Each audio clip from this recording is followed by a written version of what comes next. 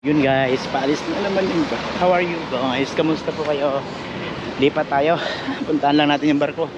Oh, lagkit ng itsura ko. Galing akong kusina. Tumakas lang ako sa kusina. Ayun. Ayun yung mga barko, ayun yung barko guys, paalis na. Spirit of Adventure ba? Ngayon lang to dumaong dito guys. Bago lang to. Spirit of Adventure. First time niyang dumaong dito. Bilis ah. Laki din siya. Daming tao ngayon, no? Ang ganda ng view ngayon, guys. Spirit of Adventure. Ayan, mga tao. Kumakaway-kaway sila sa Spirit of Adventure. Grabe. Laki siya, in fairness. Tumakas na ako sa kitchen, guys, para lang makapag-vlog. Ayan, mga tao. Ang ganda ng panahon. At yung mga tao, mga kumakaway-kaway sila. Parang kala nila kilala na yung mga pasahero doon. Hindi naman, di ba? Ayan. Ayan guys, bilis ng taas, Saga Spirit of Adventure. First time nito dito ngayon na walang siya nakita. Ngayon lang sila dumaong dito guys. So napakaganda ng view. Oh, laki ng view. Ayan. Ang bilis niya rin ha, in fairness ha. Ang bilis siya.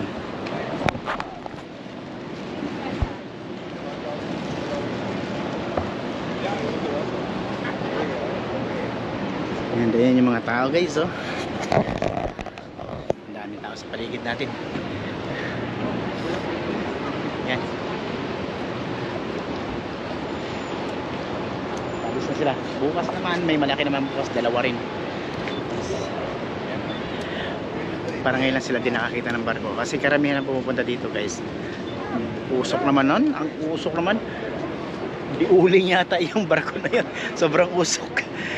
Di uling yata yung barko na yun guys. Uling yata ang gamit niya pag gano.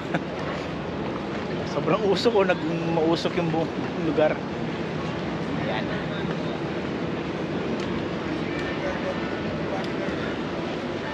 Ano? Paligid. So Spirit of Adventure, London. Taga London siguro may-ari niya, no? Sa London sila based. Yun, bukas naman ulit. Pahinga naman ulit after this. And baka mamayang umaga guys, isasend ko yung mga nanalo kahapon sa mga sa ano ko, sa live ko kahapon, yung mga napili ko kahapon guys. Mamayang umaga, umaga Pilipinas time ha.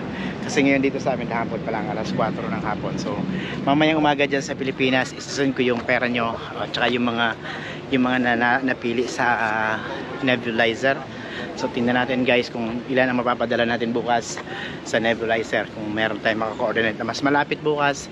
And kung gusto nyo guys, maghanap kayo ng nebulizer sa online and send nyo sa amin kung magustuhan natin or kung magkano, magkasundo tayo sa presyo, bilhin natin kagad. Okay? Maraming salamat sa inyo guys and see you again sa next video.